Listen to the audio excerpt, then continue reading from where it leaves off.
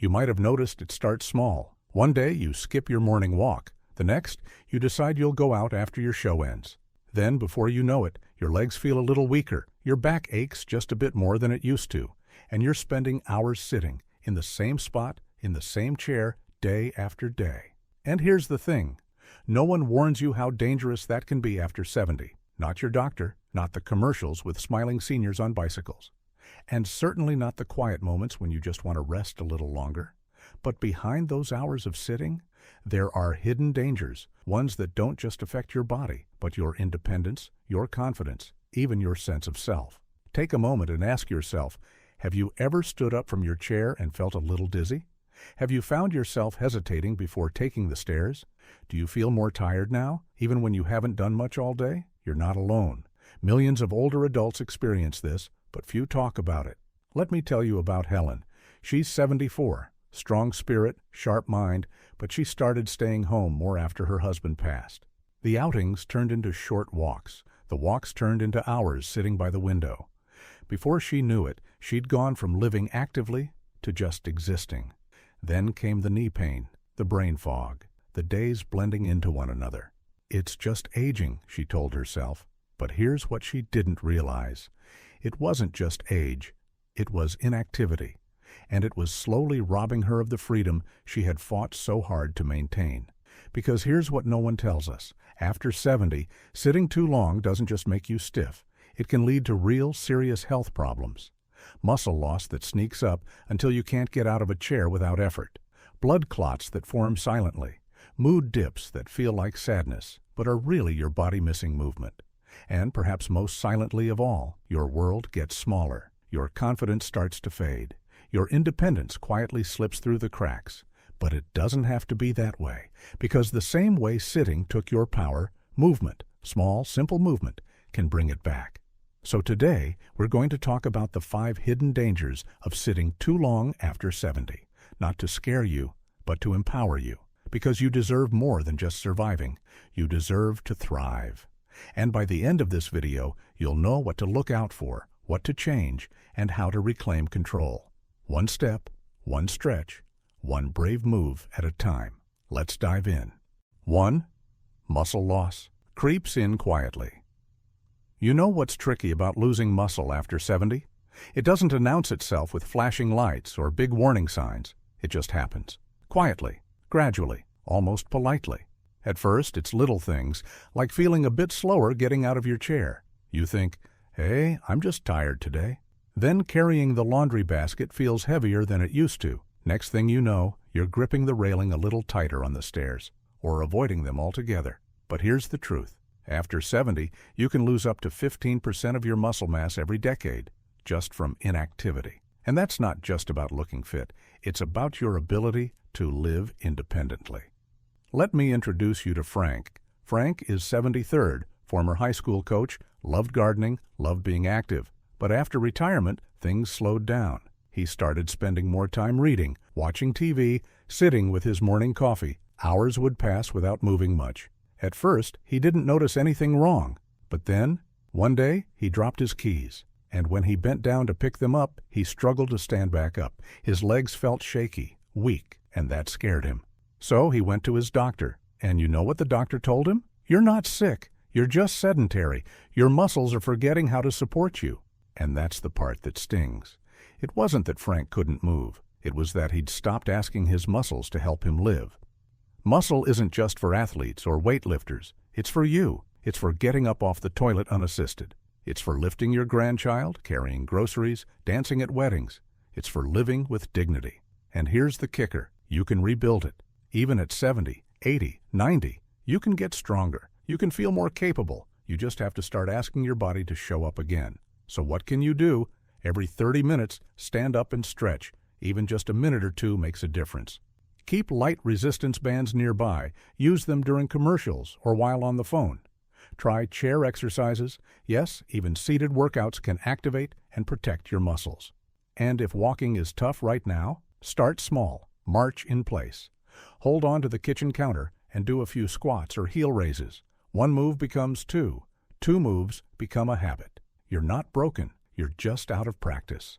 Frank started with 5 minutes a day. Within a month, he was back in the garden. That's the power of movement. It reminds your muscles they still matter. It reminds you that you still matter. So if you've been feeling a little weaker lately, it's not just age. It's your body asking for a chance to wake back up. Let it, because this isn't the beginning of decline. It's the beginning of your comeback. 2. Blood flow slows, risking clots.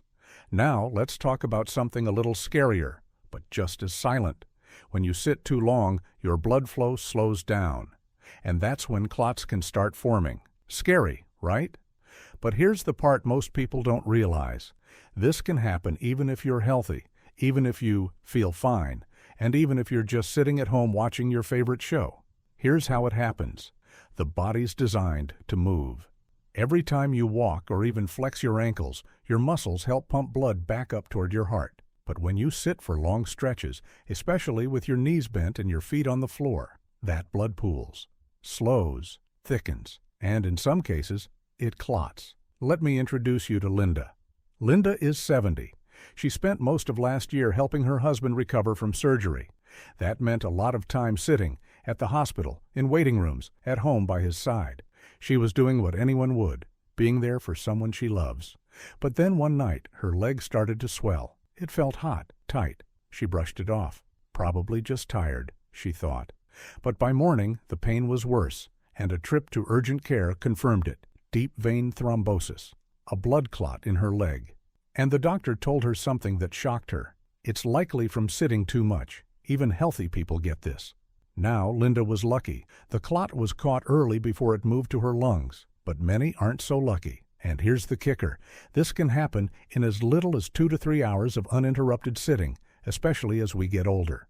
So what can you do? You don't need a gym. You don't need fancy equipment. You just need to move your legs every hour. Here's how. Set a timer. Every 60 minutes, stand up, even just for a minute. Ankle rolls, foot taps, or seated marches. These tiny movements keep blood flowing. Watching TV? March in place during commercials. Make it part of your routine. And if mobility is limited, try leg stretches in your chair. Point and flex your toes. Use a towel to gently pull one leg up at a time. Every bit counts. You're not doing this for fitness. You're doing it for life. Because a clot doesn't care if you're active or not. It only cares if your blood is sitting still for too long. Linda learned that the hard way. But now, she sets a timer on her phone. Every hour she moves. She even recruited her husband, and it's become a little ritual they share. Because movement isn't just good for your heart, it's how you protect your life. Don't let stillness steal your strength.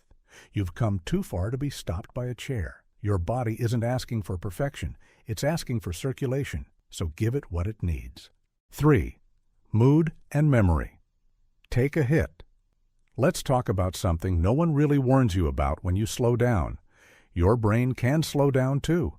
And not just your memory, but your mood, your energy, your spark. We don't think about it much when we're sitting all day. It feels harmless, right? You're just resting, relaxing, taking it easy. But here's what's really happening inside your body. When you sit for hours with little movement, your blood flow drops, including to your brain. Less movement equals less oxygen equals less clarity. And it's not just physical. Emotionally, stillness can slowly turn into loneliness, disconnection, even depression. Meet James. James is 75, retired, widowed, lives alone. He used to be the life of the room, full of jokes, always up for a card game or walk in the park. But after a bad winter and a few aches in his knees, he stopped going out as much. Days blurred together. TV became background noise. He'd forget names, forget what day it was, even why he walked into the kitchen. But what worried him most wasn't the memory lapses. It was the silence, the emptiness, the feeling that life was somehow fading. He didn't feel depressed. He wasn't crying. He wasn't sad. He just felt flat, like the volume of his life had been turned way down. And the surprising truth? That flatness was a symptom of sitting too much, of not getting the movement his body and brain were craving. Here's what most people don't realize. Movement isn't just for your muscles. It's for your mind. Even light physical activity boosts brain chemicals like dopamine and serotonin, your natural feel-good fuel. It also triggers neuroplasticity, the brain's ability to make new connections and stay sharp. So how did James turn it around? He started small. Every morning he walked up and down his hallway, just 3 minutes. He added a crossword puzzle after breakfast. Then he joined a virtual chair yoga class, twice a week, nothing fancy. And something amazing happened. The fog started to lift. He laughed more. His memory improved. He started calling friends again, just because. Because movement didn't just wake up his body, it woke up his joy. So if you've been forgetting things more often lately, if your days feel dull or heavy, if you're wondering, why don't I feel like myself anymore? Please hear this. It's not all in your head, and it's not just getting older. Your brain may be asking for movement, for connection, for life. Here's what you can do. Start your day with 3 minutes of movement, a stretch, a walk, a dance, anything. Do one small brain challenge daily, a puzzle, a phone call, a memory game. Say yes to community. Even a short chat with a neighbor boosts mood and brain power. You're not fading, you're not broken, you are still here, and your spark is waiting to be reignited. 4. Back and joint pain. Set in. Let's talk about a pain most people over 70 know all too well.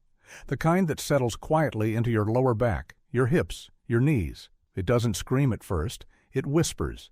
You feel it when you wake up stiff, when you stand up and take that first slow step, when you twist to grab something behind you and feel that sharp reminder.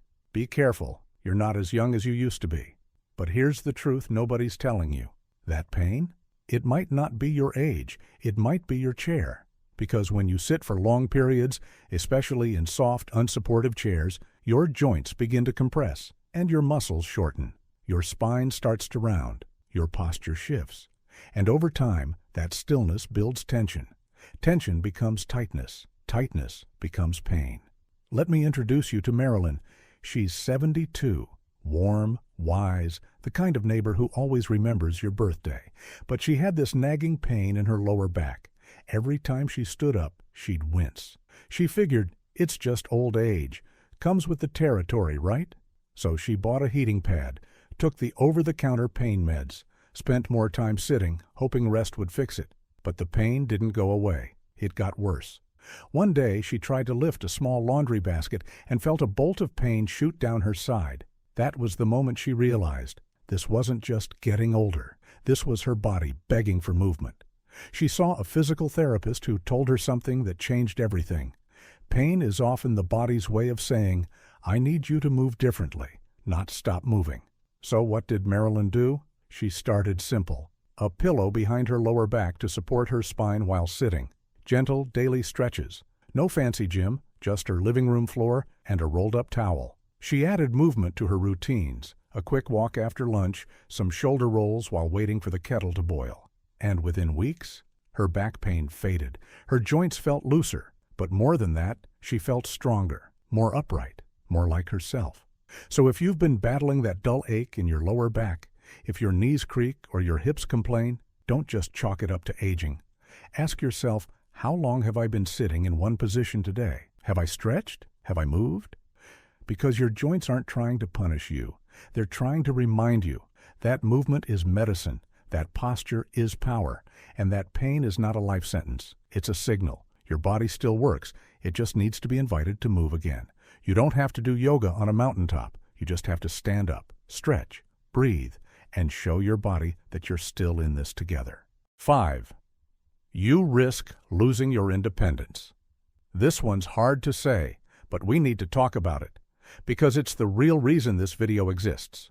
Sitting too long can steal your independence, and not all at once. It happens little by little, so quietly you barely notice, until one day you're not the one making the decisions anymore.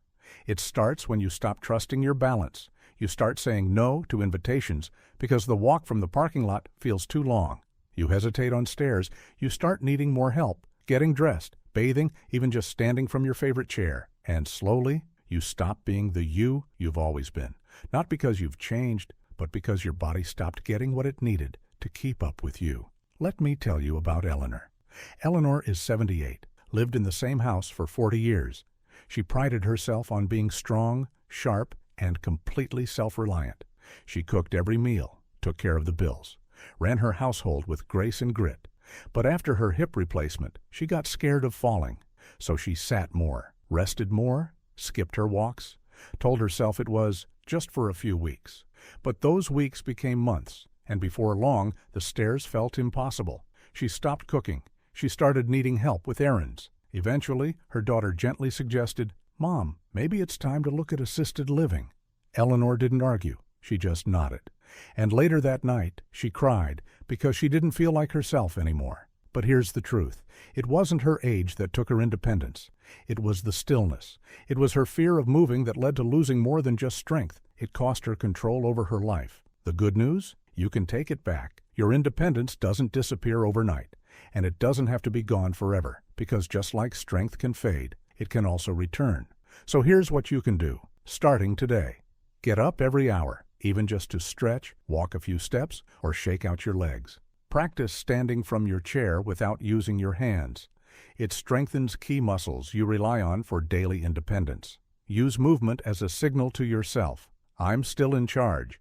You don't have to run marathons, you just have to stay in motion, because motion keeps you capable. Capable keeps you confident. And confidence? That's the heartbeat of independence. You've spent a lifetime taking care of others.